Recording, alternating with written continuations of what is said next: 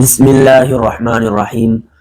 سامعین، اس سے پہلے ہم نے بات کی تھی کہ حضرت علی اور حضرت فاطمہ کے نکاح کے متعلق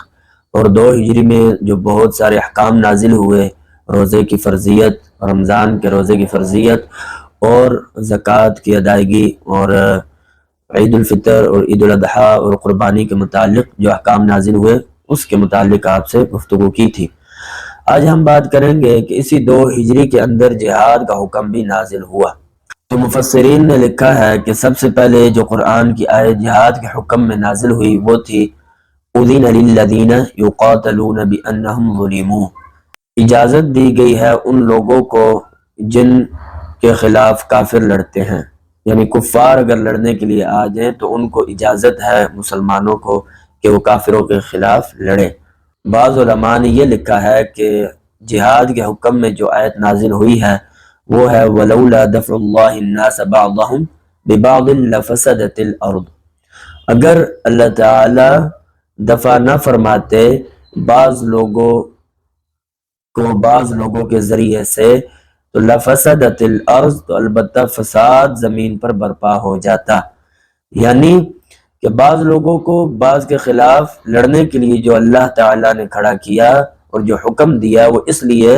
کہ تاکہ پوری زمین پر فساد نہ پھیلے، بلکہ جو لوگ چند ایک لوگ باقی ہیں فساد کرنے والے، اللہ تعالیٰ کے خلاف اور اس کے احکام کے مخالفت کرنے والے،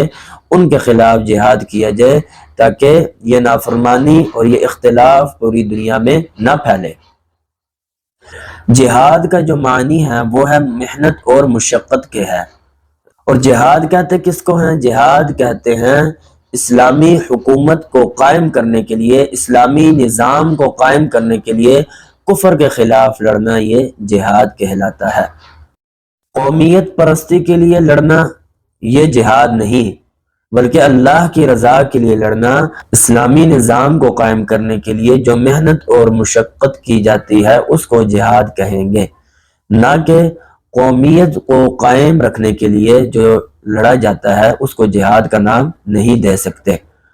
اور نہ جہاد اس چیز کا نام ہے کہ ایک ملک کے لوگ چاہے وہ کافر ہوں مسلمان ہوں اور وہ دوسرے ملک کے خلاف لڑیں، یہ بھی جہاد نہیں۔ اسلام کے لیے لڑنا، اسلام کی خاطر جان دینا، اسلام کے نفاذ کے لیے لڑنا، یہ جہاد کہلائے گا۔ پھر جہاد کی بہت ساری اقسام ہیں۔ ایک جہاد یہ ہے کہ کفر آپ کے خلاف کھڑا ہو جائے اور مسلمانوں کو تکلیف پہنچانا شروع کر دے تو ان سے لڑنا، یہ بھی جہاد کہلائے گا۔ اپنے دفاع کے لیے لڑنا، کیونکہ انہوں نے آپ کے اوپر جو حملہ کیا ہے، جو آپ سے اختلاف کیا ہے، آپ کی ذات پر نہیں بلکہ اسلام کے بغض کی بنا پر انہوں نے آپ کے ساتھ لڑنا شروع کیا ہے۔ دوسرا یہ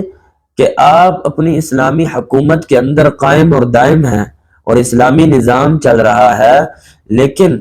کفر اتنا طاقتور ہو گیا ہے کہ اب اسلام کو خدشہ لاحق ہے کہ کہیں یہ کمزور نہ پڑ جائے، تو اس صورت میں پھر آپ کو حکم دیا گیا ہے کہ بھئی آپ کفر کے خلاف جہاد کریں۔ اب سوال پیدا ہوتا ہے کہ جہاد کا جو حکم ہے، لڑنے کا حکم ہے، یہ تو نعوذ باللہ خون ریزی کا حکم ہے کہ زمین پر تو خون ریزی ہوگی، فساد برپا ہوگا، ایسی بات نہیں ہے۔